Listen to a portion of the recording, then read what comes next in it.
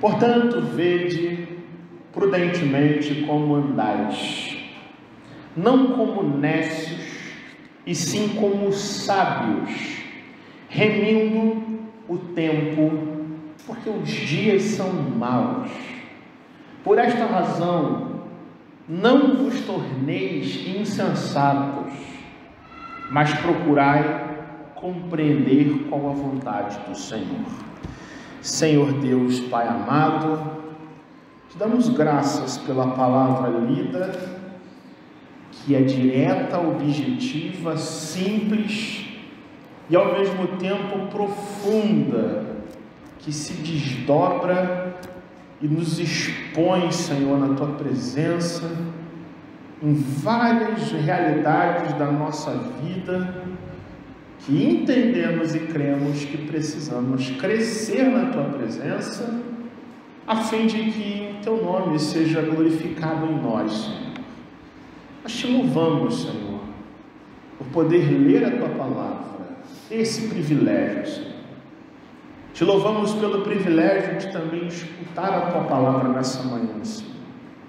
Mas te pedimos, Senhor, que Tu nos ilumine mais uma vez, nos dê clareza, nos dê compreensão, nos dê entendimento, Senhor, e principalmente concentração, Senhor. Concentração e sintonia contigo, Senhor. Para que todos nós, Senhor, aproveitemos essa manhã, Senhor, da forma que o Senhor quer que desfrutemos, Senhor, do Teu Evangelho, Deus, para que a nossa vida seja edificada, Senhor, nós cresçamos e sejamos mais uma vez, Senhor, exortados pela Tua palavra. Toma, Senhor, a minha vida nas Tuas mãos. Toma, Senhor, a vida de cada irmão aqui presente, e aqueles que nos ouvem, e aqueles que vão nos ouvir ainda, Senhor, para que a Tua palavra, Senhor, transforme os nossos corações, em nome do Senhor Jesus. Amém. Não andeis como nécios, e sim como sábios, remindo o tempo, porque os dias são maus. Não vos torneis insensatos, mas procurai compreender qual a vontade do Senhor.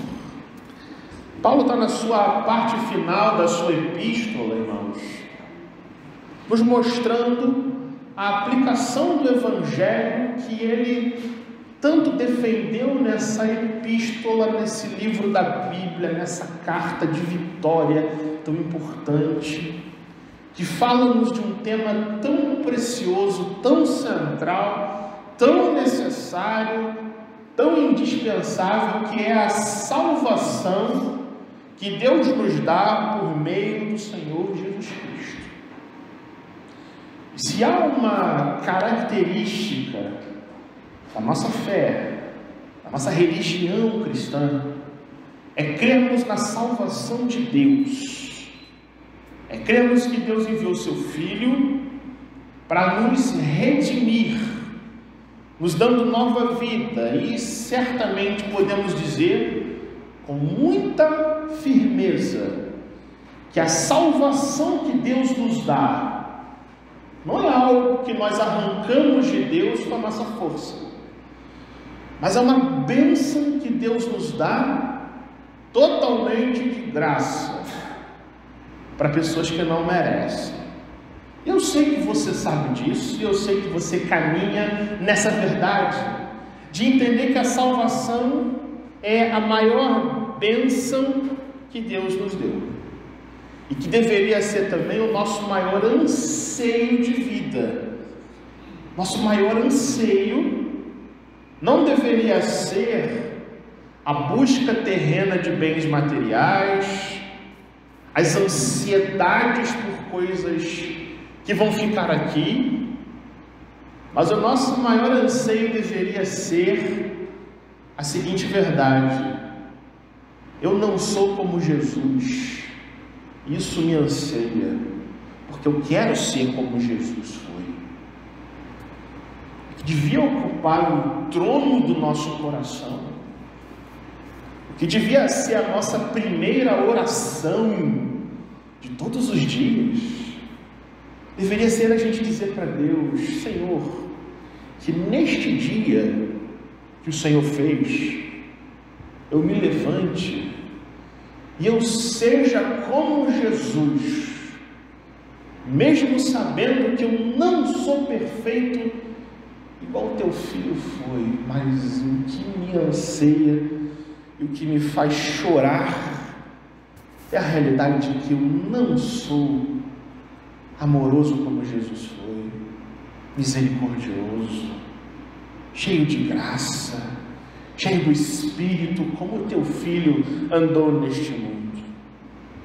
Eu digo isso, meus irmãos, porque a mesma palavra que nos fala desse livramento, dessa libertação, de Deus nos ter tirado de um caminho de morte, nos botado num caminho de vida, é também a mesma verdade clara e definitiva de que a salvação é uma bênção, sim, mas é um ato de Deus, provocador de profundas transformações do nosso caráter, do nosso comportamento, dos nossos relacionamentos, na nossa vida prática como um todo. E Paulo trata da salvação como fruto da graça de Deus, desse Deus que leva pessoas desobedientes por natureza a serem o que ele chama de filhos da luz. Nós que antes andávamos em trevas, vimos Jesus resplandecer no nosso coração um dia, fomos adquirindo isso com a criação e Deus, pelas suas maneiras de construir a nossa fé, foi desvelando, revelando, nos mostrando a sua verdade. Mas Paulo é claro em dizer nessa carta que tudo isso só acontece, que você só está aqui adorando a Deus, que você só tem fé em Deus, somente porque Jesus deu por você a sua vida numa cruz. Já pensou o que isso significa? Você não faz força para amar a Deus. O esforço não está na gente, mas todo o esforço foi feito por Jesus, na cruz do Calvário, derramando o seu sangue, sofrendo, morrendo, ressuscitando e subindo aos céus, derramando o seu Espírito para que eu e você um dia cresçamos nesse Deus. Essa salvação de Deus implica em transformação, em regeneração, em uma nova vida, pela qual eu e você abandonamos o modo antigo de viver. Como Paulo diz nessa carta, ou em outra carta, 2 Coríntios, as coisas velhas, para quem está em Cristo, elas passam.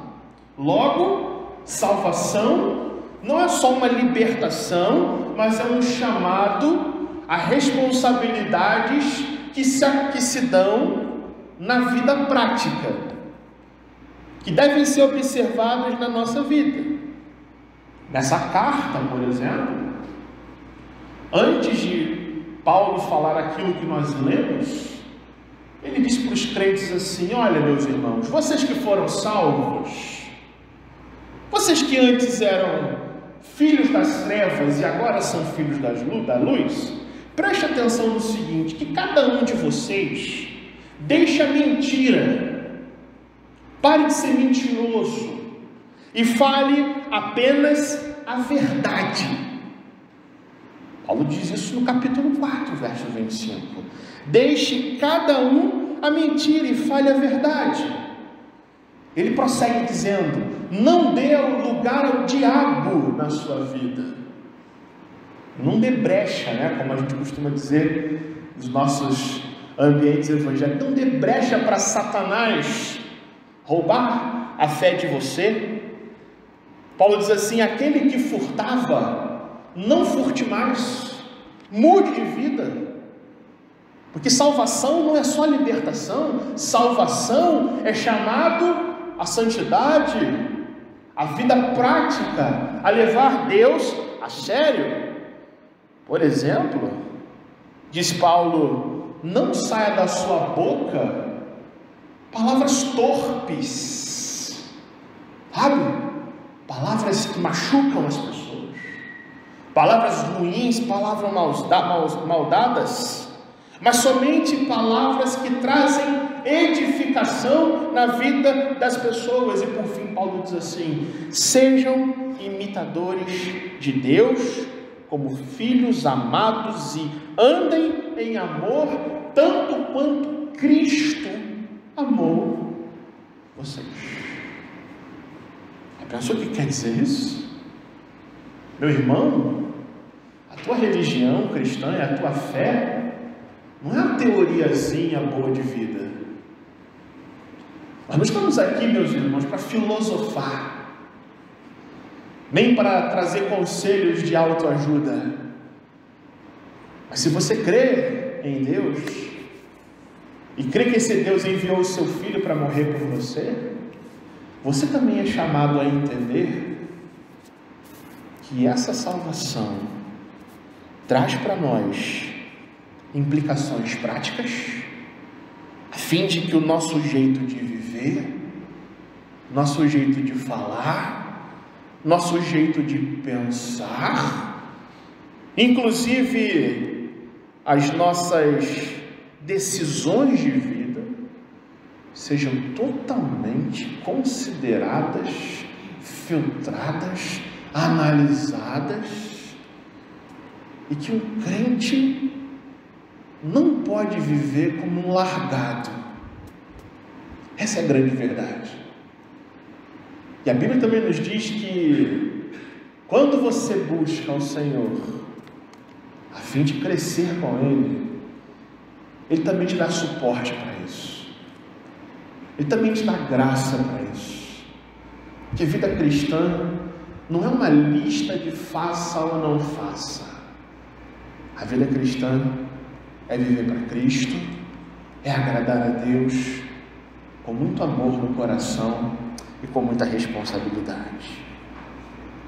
E a gente entra no texto que a gente leu, meus irmãos, que eu creio que você pode acompanhar comigo na sua Bíblia. Paulo então chama os crentes a verem prudentemente como estão andando.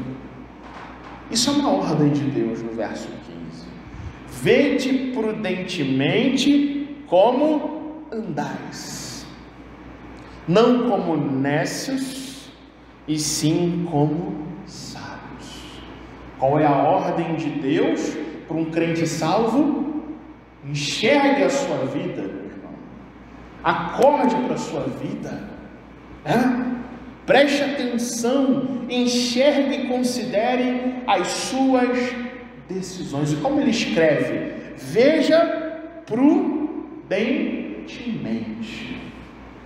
E essa palavra no idioma grego significa passar uma lupa. Enxergue com cuidado. Dê uma analisada na sua vida. É a capacidade que você tem de discernir. Não discernir apenas o mundo, discernir as pessoas. Mas Paulo diz: olhe prudentemente como você está andando com Deus. Como você está andando como o Senhor. Que você não seja como nécios, uma palavra que a gente acrescenta ao nosso vocabulário, nécios, que significa nada mais nada menos do que pessoas que não têm sabedoria. Nécios, palavra grega asófos, que significa sem sabedoria. E Paulo está dizendo: não seja sem sabedoria. E a sabedoria aqui, que vem do alto, a sabedoria que vem de Deus, Por quê?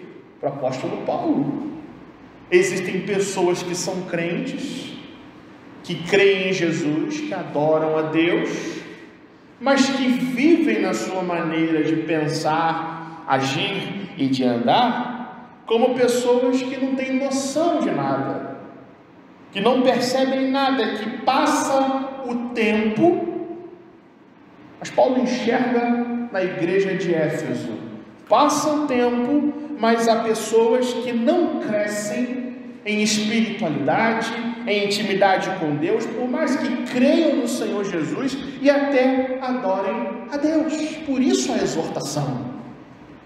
Dá uma olhada na sua vida, preste atenção como você está andando, que você não seja como uma pessoa que não tem sabedoria, mas que você se porte diante de Deus como uma pessoa sábia, como uma pessoa que se apropria, que toma posse do conhecimento que vem de Deus, que nos mostra Cristo.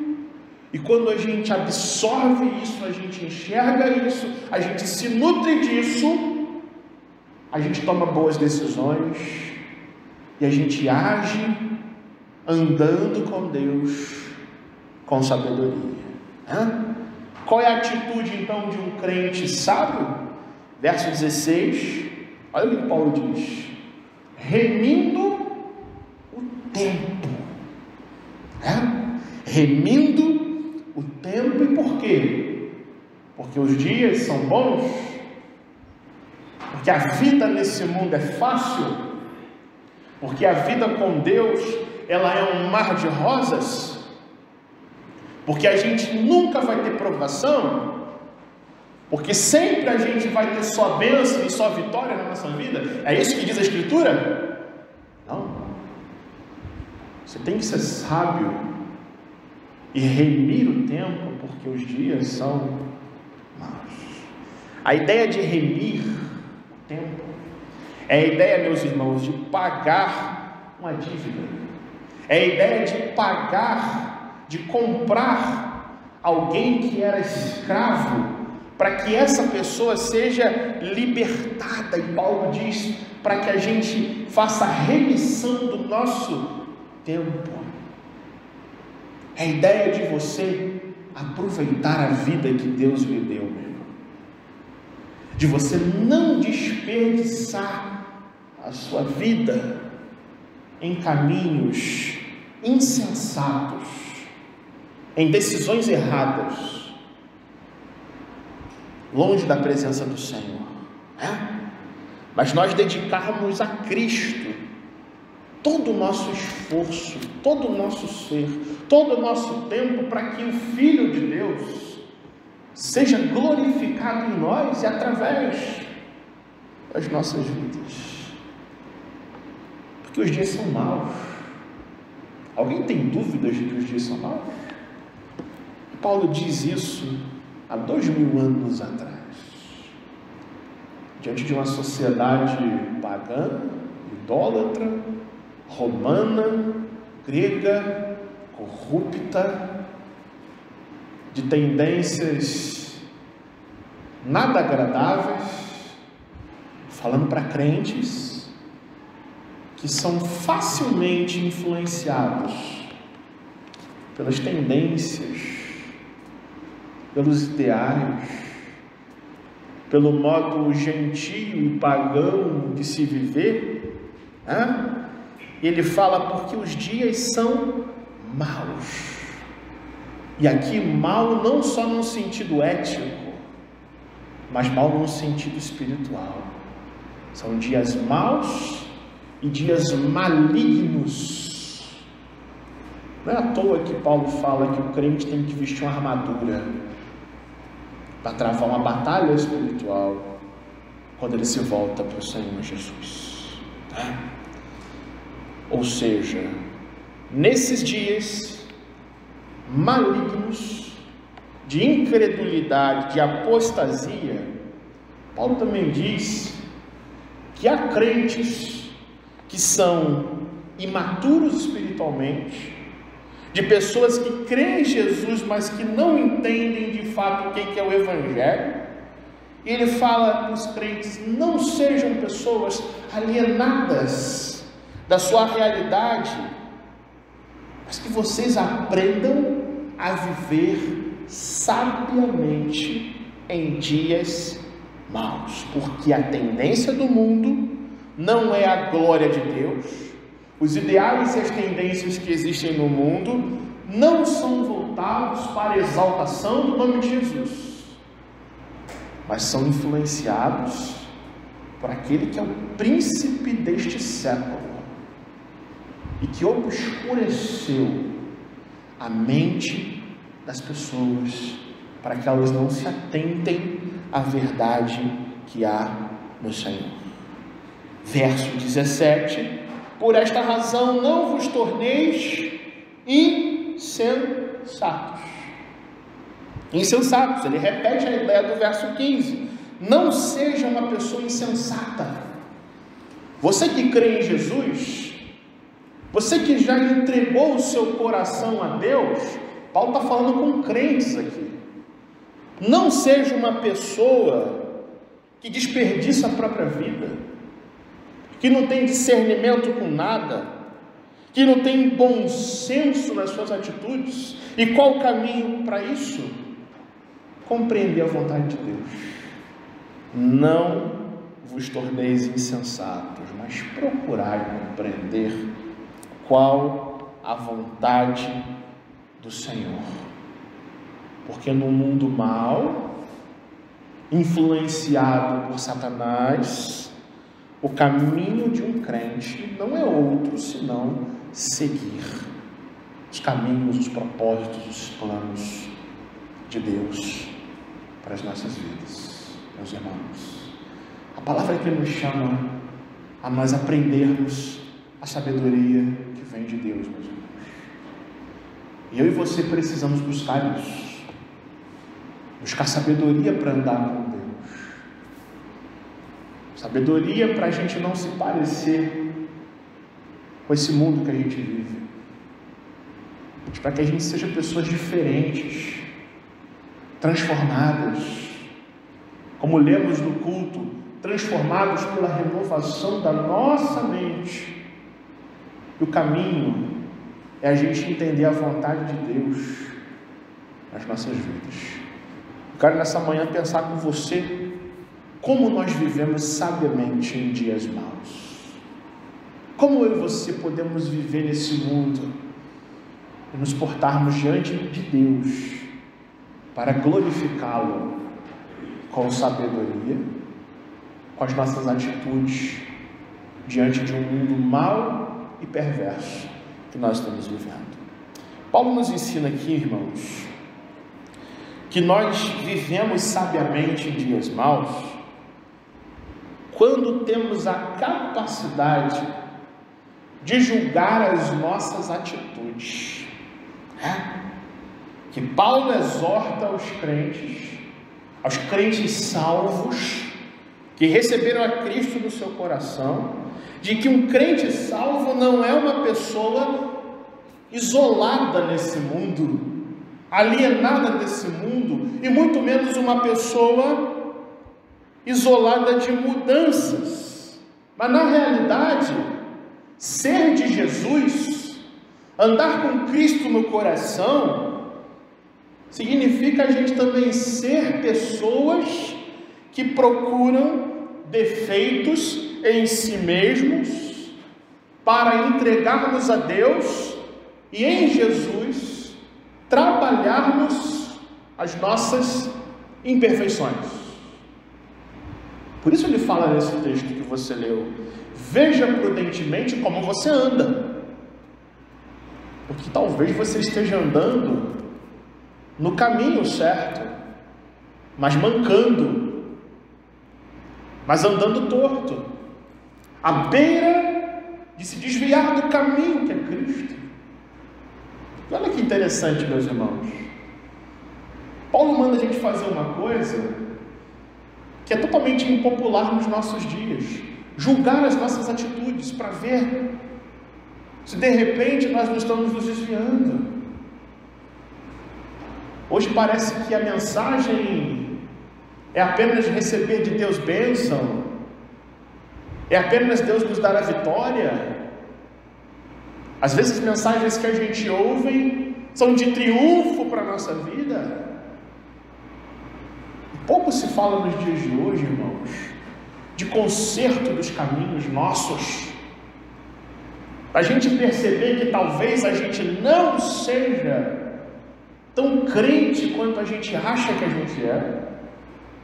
Que talvez existam caminhos burrascosos e penhascosos que a gente queira andar neles e que a palavra nos chama a dizer não, a se renunciar, a fugir e não dar lugar ao diabo, a não buscarmos em nós e no nosso entendimento e na nossa capacidade de resolver as coisas a solução para a nossa vida, mas sim procurarmos entender qual é a vontade de Deus, porque de repente a vontade de Deus não é o desejo do meu coração, por mais bonito que seja. O profeta Jeremias, que nós estudamos há alguns domingos, quando profetizava dizia: ai daquele que diz paz onde não há paz, ai daquele que acha que o próprio caminho é o caminho do Senhor. Por isso que o crente tem que ter a atitude de julgar a si mesmo. E é interessante porque nós somos muitas vezes bons para julgar os outros, não é verdade? Nós somos especialistas em avaliar o comportamento dos outros, a decisão dos outros, o que os outros fazem. É verdade? De condenarmos o nosso próximo e dizermos até arrogantemente: se eu tivesse no lugar daquela pessoa, não seria assim não, eu faria melhor. Nós temos essa sanha de julgar os outros. Mas deixa eu dizer uma coisa para você, meu irmão: a palavra de Deus chama você a julgar a você mesmo muito mais vezes do que a você ponderar e analisar a atitude do seu irmão ou do seu próximo. Examine-se, pois, o homem a si mesmo, Paulo diz na sua carta, para ver se você anda de fato na fé. Quando Jesus, no seu Sermão do Monte, prega e ensina a respeito do reino de Deus, no meio do seu Sermão do Monte, Jesus fala: meu filho, deixe de ser hipócrita e tire primeiro a trave do seu olho, para que você veja claramente e tenha assim a capacidade de tirar o cisco no olho do seu irmão. Nós somos muito bons, meus irmãos, de julgar a vida dos outros. Eu pergunto: somos bons também para julgar a nossa própria vida? Pense você isso comigo. Você é bom em virar para o seu coração e dizer: coração, por que você sente o que você sente? Por que a gente pensa o que a gente pensa? Por que a gente entra em caminhos que a gente verifica não darem certo, quando deveríamos buscar a vontade de Deus?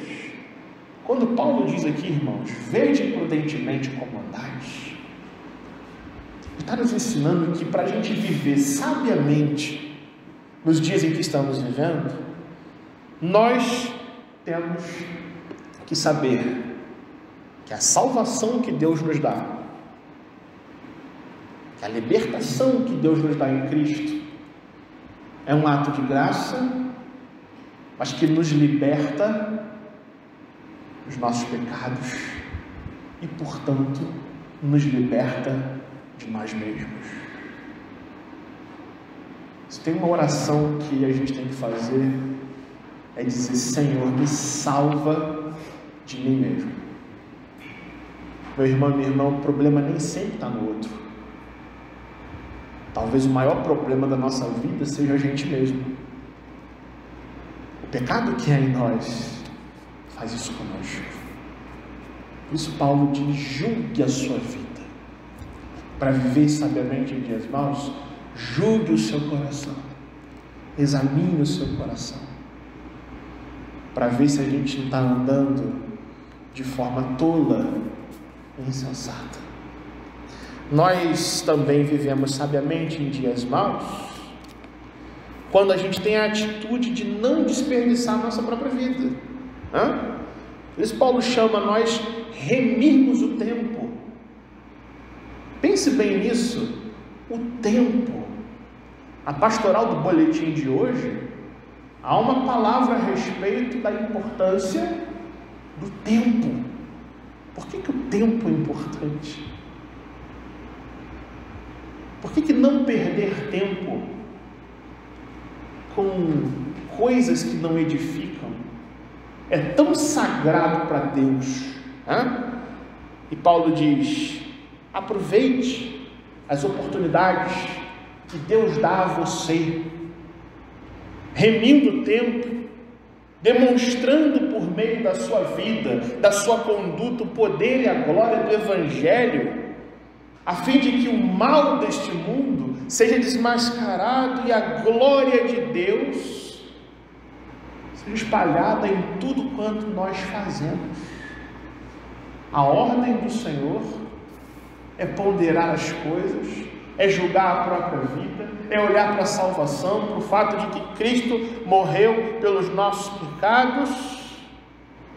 Mas se Cristo morreu pelos nossos pecados, nós vivemos a nossa vida nesse mundo, nessa vida curta, que vai passar, irmãos, numa questão de décadas, ou talvez daqui a 1 hora, ou no tempo em que o Senhor quiser nos levar. Não existe espaço para a gente perder tempo, para a gente se ocupar com coisas, meus irmãos, que não glorificam o nome do Senhor. A vida de Jesus era assim. Leia os evangelhos e você vai perceber que o teu Senhor e o teu Salvador era uma pessoa ocupada, que acordava cedo todos os dias, que atendia multidões, que era impressionado, empurrado daqui para cá por pessoas que queriam dele. Mas a gente vê uma coisa interessante em Jesus, irmãos, é que Jesus sempre tinha tempo para estar com o Pai em oração. E a gente vê frequentemente na Bíblia Jesus se retirando para lugares solitários, só para estar em oração com Deus. Pergunto para você nessa manhã, meu irmão, no que você mais está gastando o seu tempo hoje? O que mais ocupa a sua cabeça hoje? São coisas que edificam a sua vida? São coisas que glorificam a Deus? Os teus pensamentos, os teus projetos, as tuas atitudes. Você chega ao meio de um ano, onde no início e no final do ano passado, fizemos muitos planos, e a gente chega no meio do ano, quantos desses projetos tem a ver com a glória de Deus? Tem a ver com Cristo ser exaltado no seu coração? Eu receio, meus irmãos, que talvez a gente esteja não remindo o tempo, mas nós estejamos dedicando horas e horas do nosso dia em muitas coisas que não tem nada a ver com Deus, com a sua glória, com a sua majestade nas nossas vidas. Você já parou para pensar quanto tempo da semana a gente se dedica a isso aqui? Você já parou para pensar quanto tempo nós desperdiçamos, por exemplo, com a internet, com redes sociais, né? E recentemente uma pesquisa da OMS constatou que o tempo em que as pessoas passam diante de telas de celular é excessivo e muitas vezes é desperdiçado. E após muitos pesquisadores se debruçarem sobre essa questão, eles começaram a pesquisar sobre o uso de telas sobre crianças. E eles chegaram à seguinte conclusão: se você tem um filho menor de 2 anos, ele não devia nem olhar para a tela de um celular. Entre no site da OMS e veja isso. Se você tem um filho de 2 a 5 anos, é no máximo 1 hora por dia. Se você tem um filho de 6 a 10 anos, no máximo 2 horas. E se você tem um filho de 11 a 18, no máximo 3 horas. Recomendações da OMS. Eu pergunto para você, você acha que é isso que acontece nos dias de hoje? Não. O que nós estamos observando é que muitos pais estão delegando a criação dos seus filhos para a internet, que estão acalmando os seus filhos com o celularzinho. Mas não só as crianças, meus irmãos, os adultos também. E não só os adultos, mas até os idosos passam boa parte do seu tempo enviando vídeos, enviando coisas, e nem sempre tem a ver com Deus, tem a ver com a sua palavra, e são apenas amenidades do nosso tempo. Eu concordo com John Piper, um pastor americano, que diz que uma das maiores utilidades das redes sociais é provar para nós no último dia que a falta de oração não era falta de tempo. A palavra de Deus manda você remir o tempo.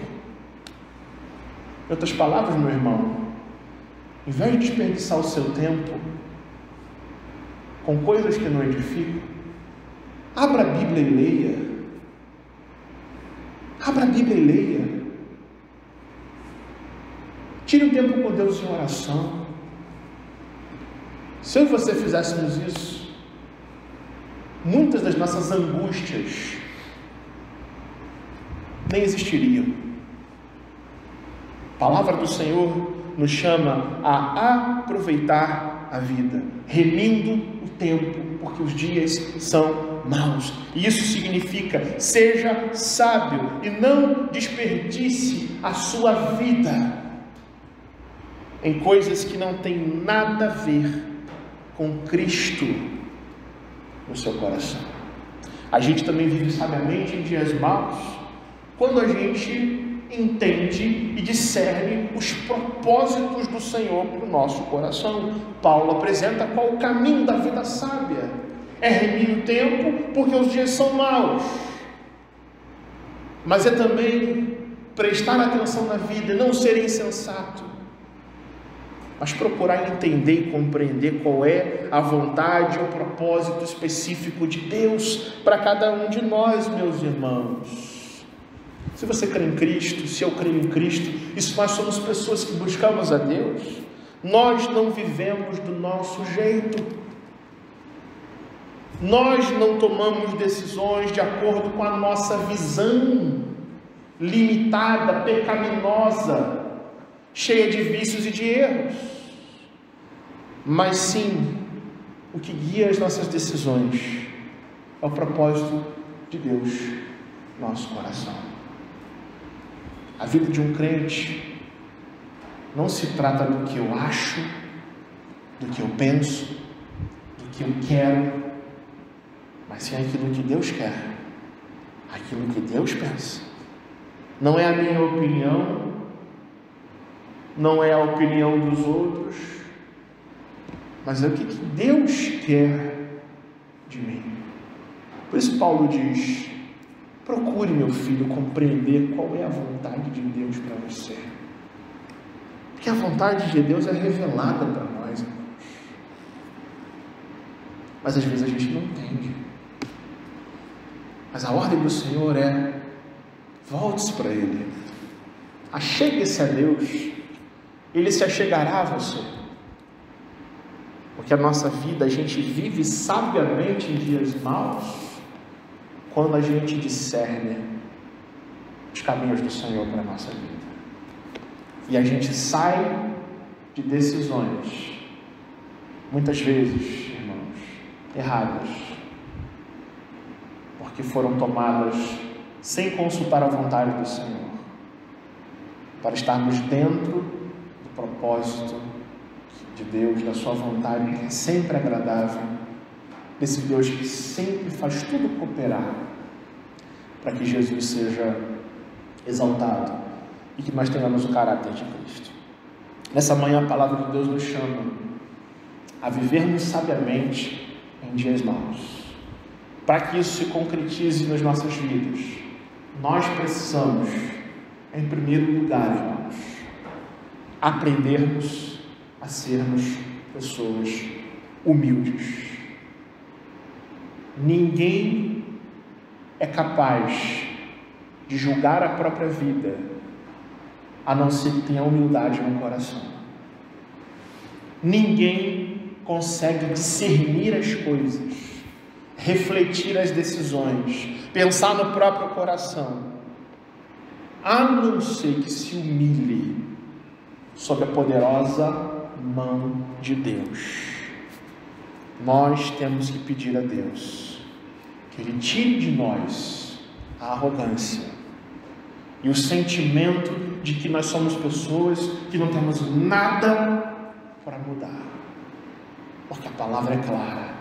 Preste atenção em como você anda, e para você prestar atenção em como você anda, você precisa se curvar a Deus e não aos ímpetos e os desejos do seu coração.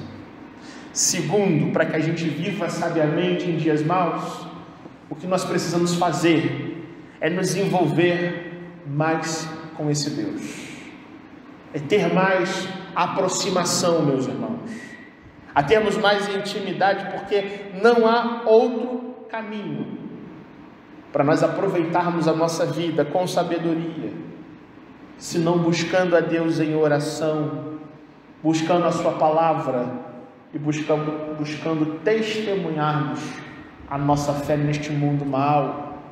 Nós vivemos sabiamente em dias maus, se aproximando de Deus, se envolvendo com Deus, se colocando na sua presença e deixando de lado, irmãos, distrações que não edificam a nossa vida. E por fim, nós vivemos sabiamente em dias maus, priorizando a vontade do Senhor nas nossas vidas. É a vontade do Senhor que dita as coisas, e não os desejos do nosso coração.